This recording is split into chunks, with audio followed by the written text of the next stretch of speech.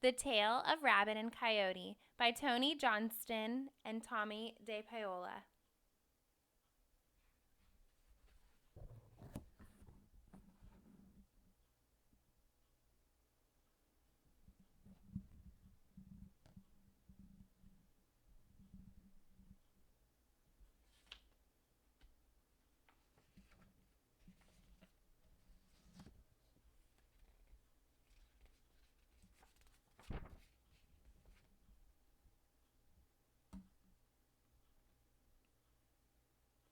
One full moon night, Rabbit found a field of chiles. He was so pleased to see them, all glossy and green, that he jumped right in and ate the biggest ones.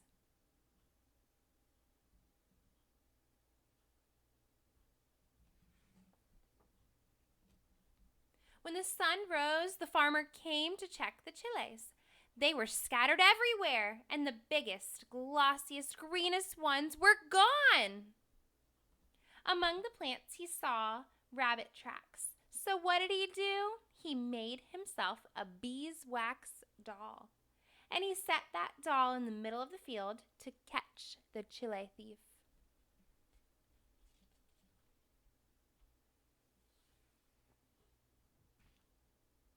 When night fell, Rabbit returned. He saw the farmer made of wax and crept up to say hello and to ask for some chilies too. But the wax farmer had nothing to say to Rabbit, nothing at all. Rabbit was angry. He punched the farmer hard. His right paw stuck in the wax. Still, the farmer said nothing. So he punched him once again. His left paw stuck too. But Rabbit was fuming mad, but the wax farmer was silent as the stars, so he hauled off with both feet and walloped him. Aye, aye, aye! Then Rabbit was trapped for sure. When the real farmer came to check his trap, he was delighted to see Rabbit there. ¡Qué delicioso! How delicious, he said, rubbing his hands together. He popped Rabbit into a sack and took him home. And when he got there, he hung up the sack, built a fine fire, and set a pot of water to boil. Then he went looking for herbs. From where he was hanging in the sack, Rabbit saw Coyote coming.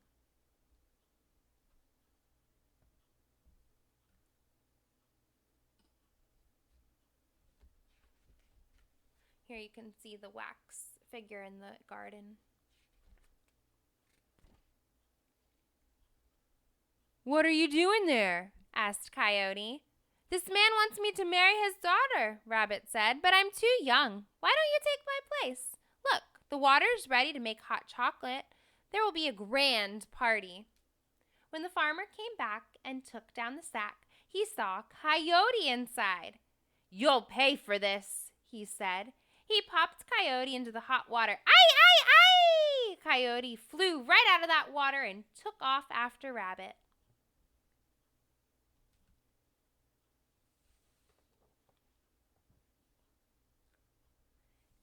He followed his tracks till he found him high in a jacara tree. "I'm going to eat you now," said Coyote, for he was very furious. So what did Rabbit do? Well, he knew that Coyote couldn't tell the difference between the fruit of the jacara, hard as a rock, and the soft, sweet zapote. "Why eat me?" asked Rabbit, "when right here I have sweet zapote fruit instead."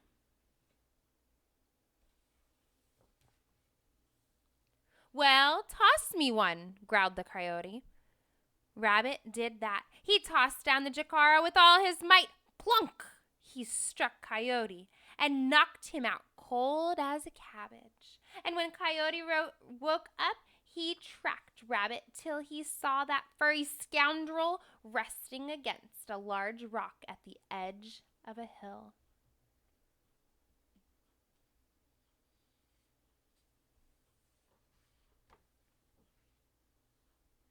Please don't eat me, pleaded Rabbit, leaning against the rock. Can't you see that if I don't hold back this rock, it will roll down and crush the world? Here, you hold it while I find some people to help us. Coyote believed the rabbit and took his place. Rabbit hopped off, free as a bee. He says, "Hasta luego." See you later. Soon Coyote knew that he'd made a mistake. He went after Rabbit, muttering all the while. When at last he found him, Coyote said, "Now I'll eat you." "But then who will take care of the little children in this little school?" asked Rabbit, pointing to a wasp's nest on a low tree branch. "Someone needs to give it a knock if a pupil tries to leave." Ooh, what a scary trick. I wonder if the coyote's going to fall for it. Oh, yeah, just watch these wasps and see if one falls out. Oh, no.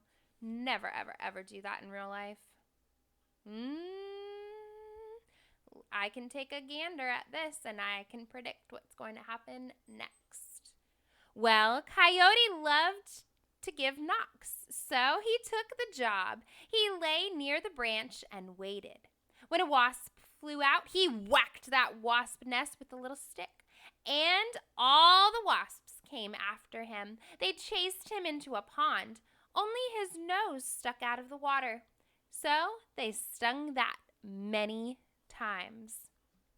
It was pitch black night when Coyote found Rabbit at the edge of the lake.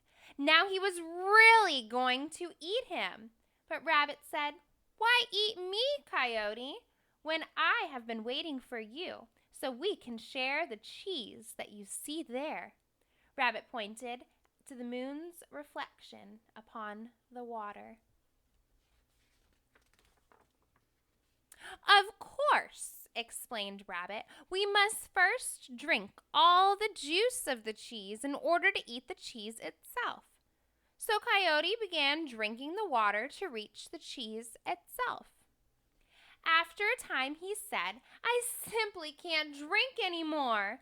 "Just a few more sips," said Rabbit, "and you'll reach the cheese for sure." We know that he's not really looking at the cheese.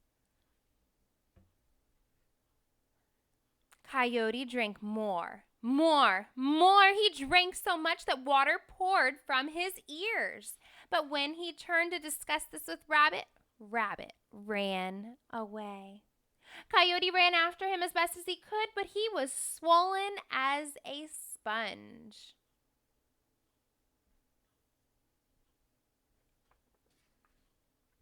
Rabbit knew of a ladder that reached into the sky. He began to climb it, up, and he hopped all the way to the moon. Then he hid the ladder. Far below, he saw Coyote looking up at him from the sky. But try as he might, Coyote never found the ladder. That is why, to this very day, Coyote sits gazing at the moon. And now and then he howls at it, for he is still very furious with Rabbit. Have you ever seen a coyote or heard of another story where a coyote is howling at the moon? Or have you ever had a story that you've read before where the coyote gets tricked